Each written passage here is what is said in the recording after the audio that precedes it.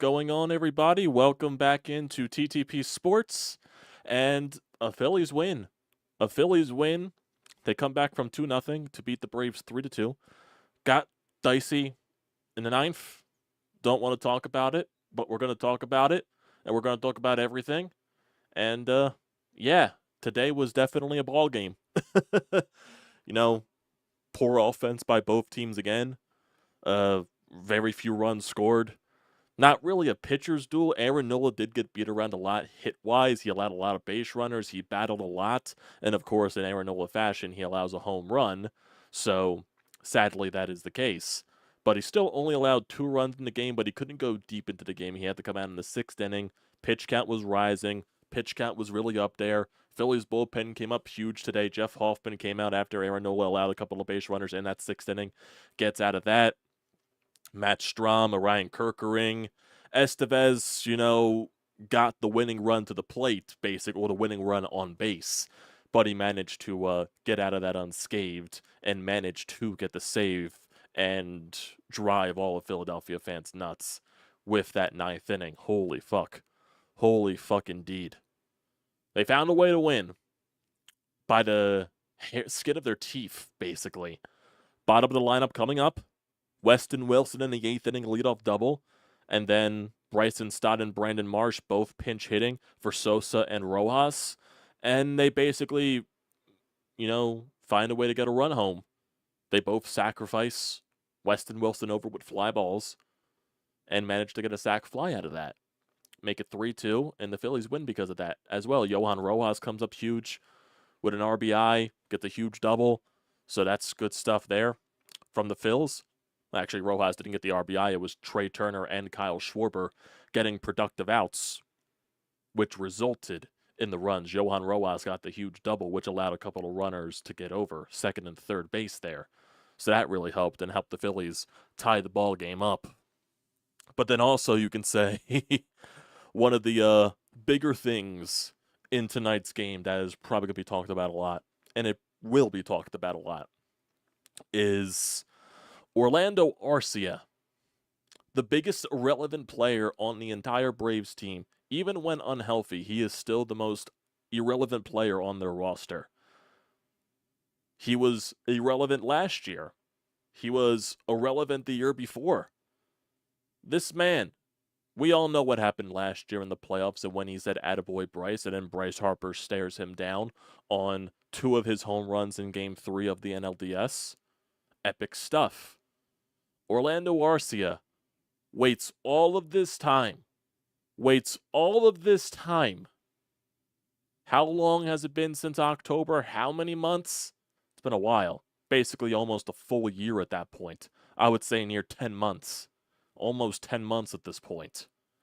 Waits 10 months in a regular season game after he hits a 2-run shot over Aaron Nola that barely squeaks over the wall.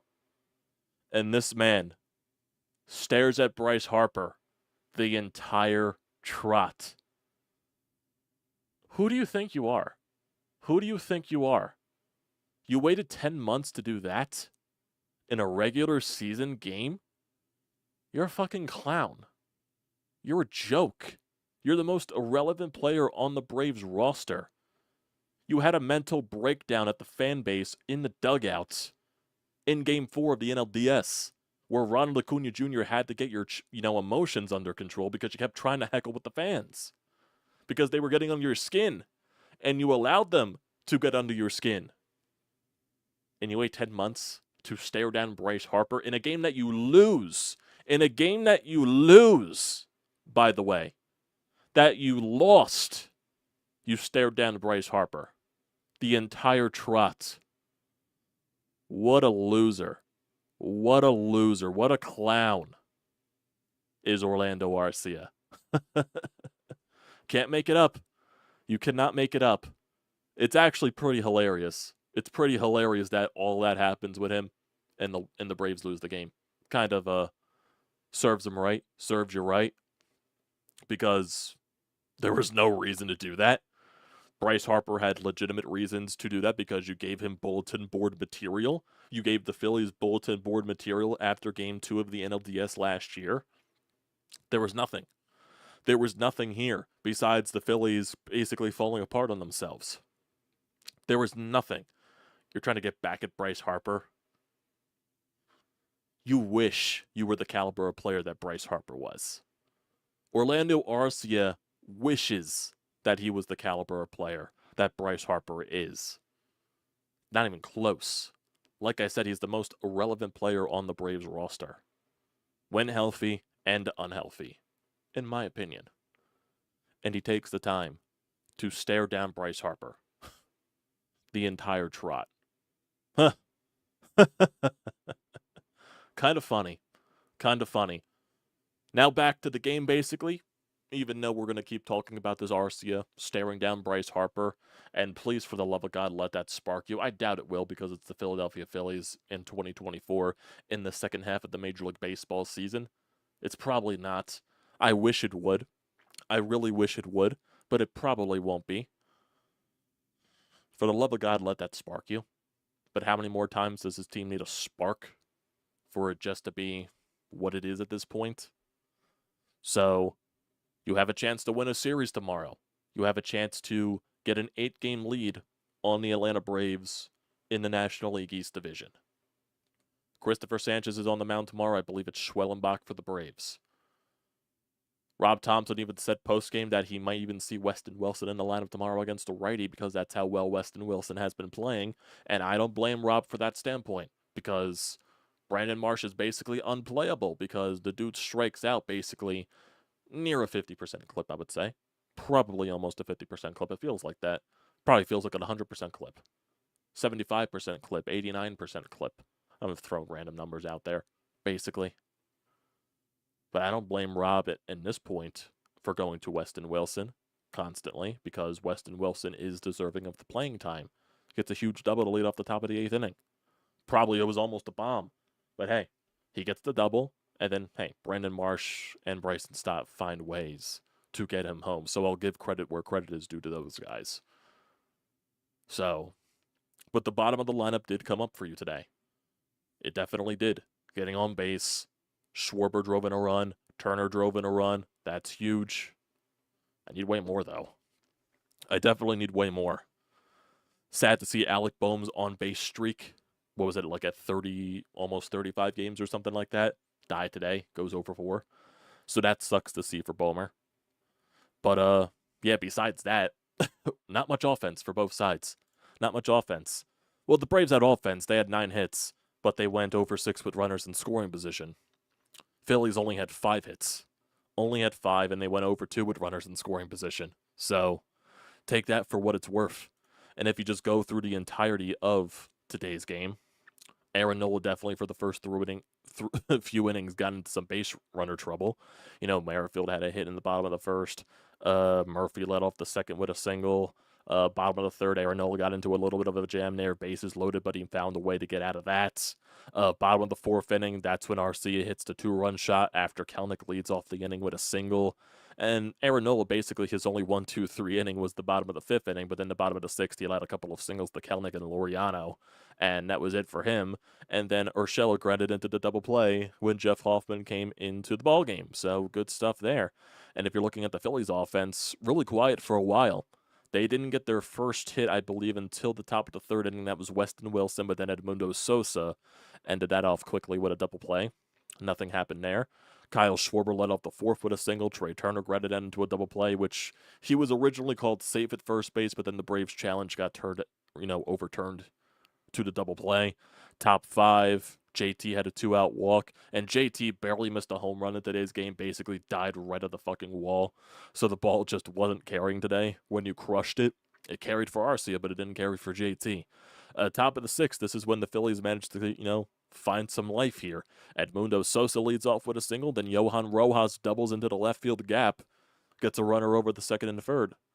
Kyle Schwarber grounds out, so productive out there, scores the run, becomes a 2-1 Braves lead, and then Trey Turner hits a sacrifice fly, scores the run, ties the ball game up. So productive outs there. I'll take that any day of the week. And then the bottom of the 6th happens when Hoffman comes in to get out of the inning. Top of the 7th, Phillies go down 1-2-3. Braves, Matt Strahm retires them down 1-2-3 in the bottom of the 7th inning. Top of the 8th, Weston Wilson leads off with a double. Then Stott flies out, moves Weston Wilson over to third. Marsh hits the sacrifice fly, and that's basically it. Bottom of the 8th inning, Kerkering had a 1-2-3 inning. Basically Kerkering's best inning in a while. So huge there. Top of the 9th, Trey Turner reached first base on a strikeout wild pitch situation. Then Harper flew out, barely missed the ball there in the 9th inning, flew out there, but probably got the end of the bat on it. And then Alec Bohm grounded in into a double play to end the inning. So then we go to the bottom of the 9th. Arcia, leadoff walk with Estevez on the mound. Arcia went up 3-1 in the count, got it to 3-2, and then walked. Soler popped up on the first pitch, then Urshela singled on the first pitch.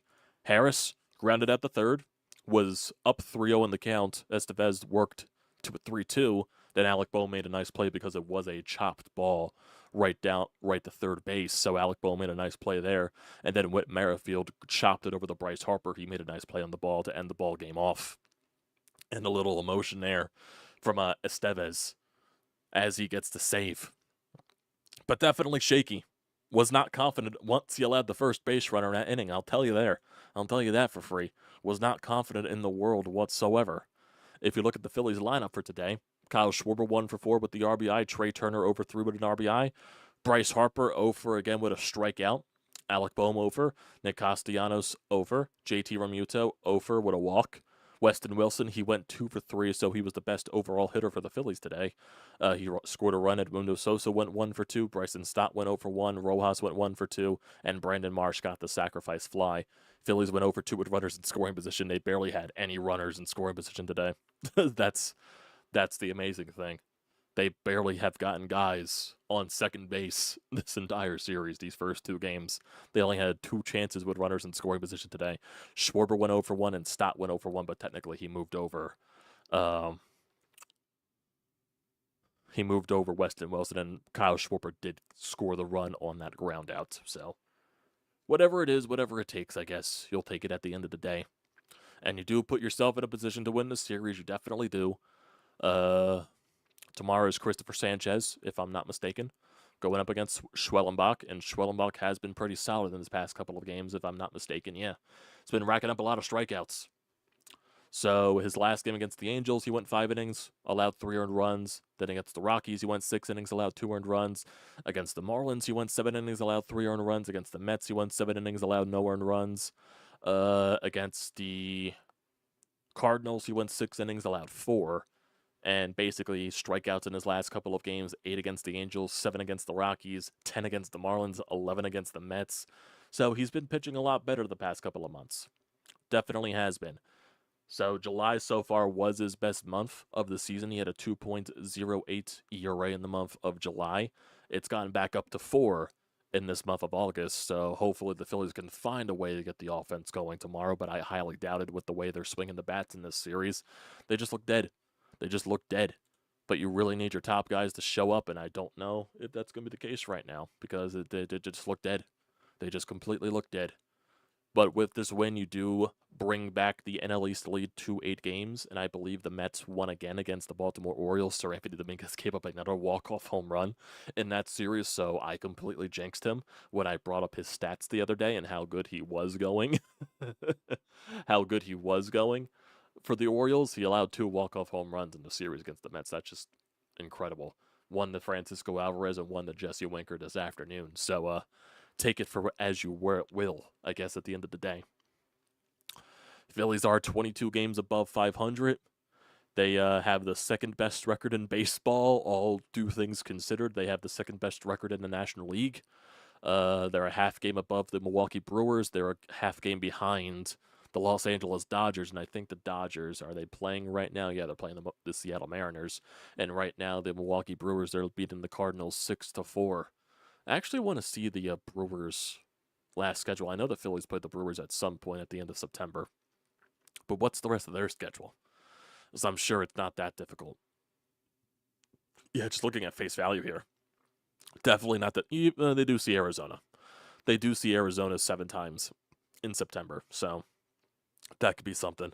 So they play One more game here against St. Louis. They play 3 games in Oakland, 3 games against San Francisco, 4 games in Cincinnati, 3 games at home against St. Louis, 3 games at home against Colorado, 3 games on the road against San Francisco, 3 games on the road against Arizona, 3 games at home against the Phillies, 4 games at home against Arizona, 3 games on the road against Pittsburgh, and 3 games at home to close out the season against the Mets. And then what's the Dodgers' remaining schedule? Might as well check them too, just to see what it's like.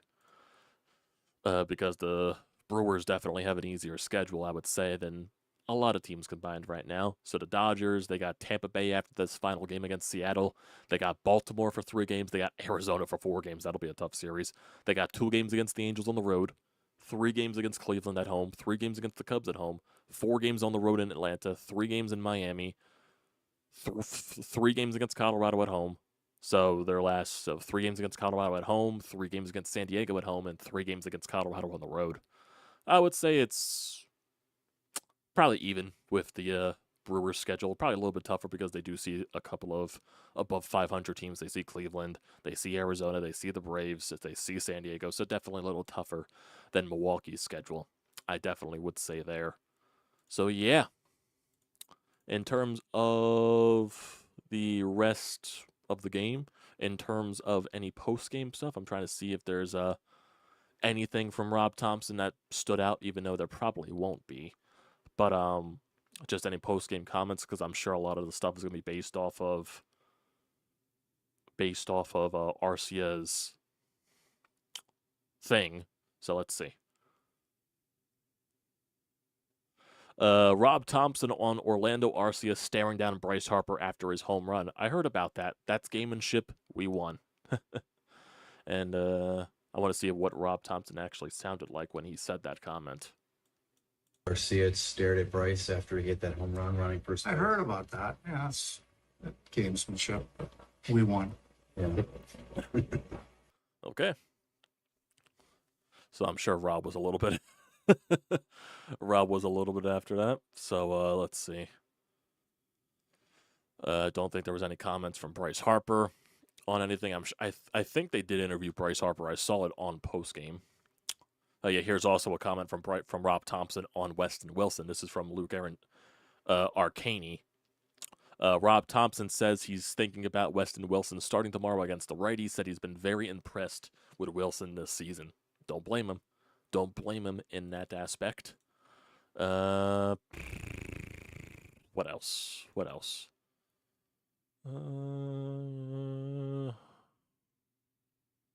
No, I don't think I see anything else here. Do not think I see anything else.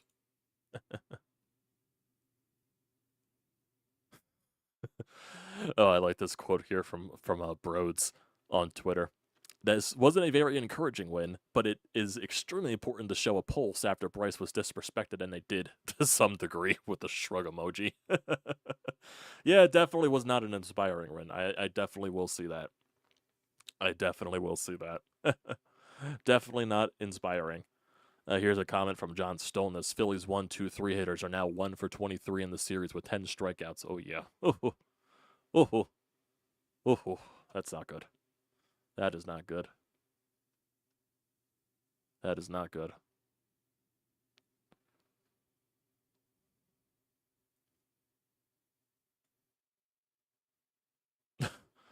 Here's a tweet right here from Dan Roche of NBC Sports Philly. Phillies fans, it could be worse. The Mets won Monday's game with a walk-off home run off former Philly Sir Anthony Dominguez. The Mets tied today's game with a home run off Craig Kimbrell, and the Mets won today with a walk-off Sir Anthony Dominguez. Oh, Jesus. Jesus Christ, that's funny, actually.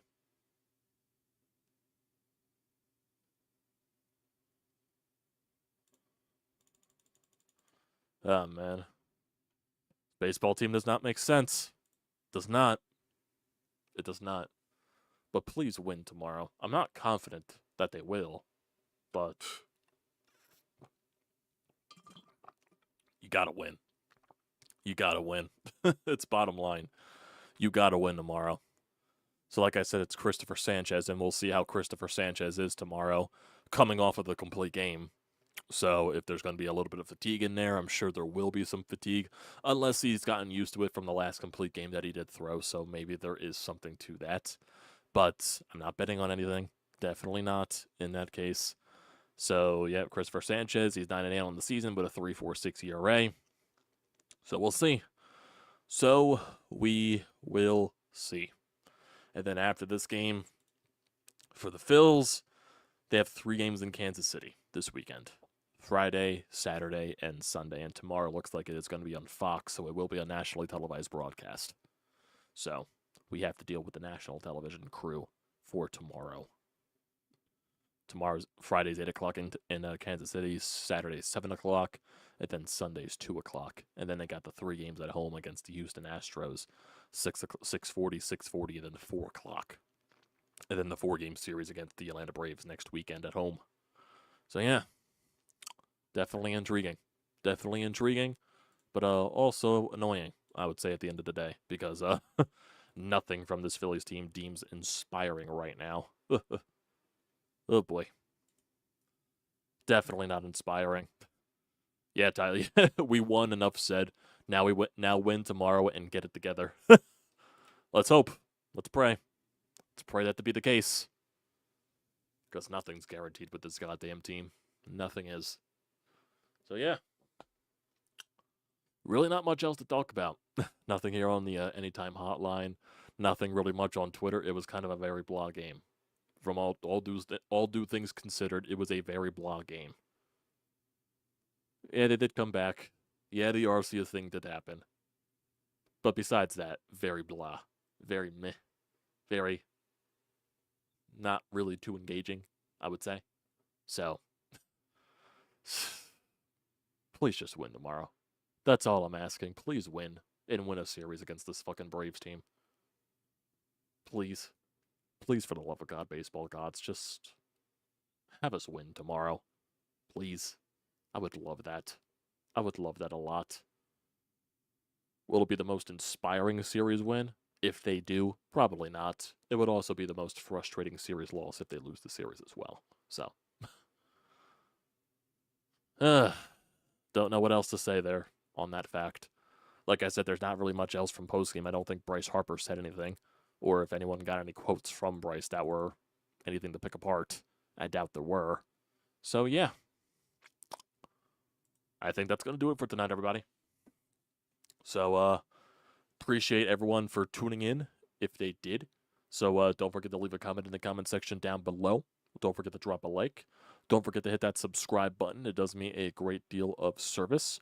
Also, don't forget to use the code TTPSPORTS, $20 off your first purchase at SeatGeek. Great deal. Do not pass it up. Thanks, everyone, for tuning in once again. Appreciate you all. Love you one and all. And I will see you next time. For the love of God.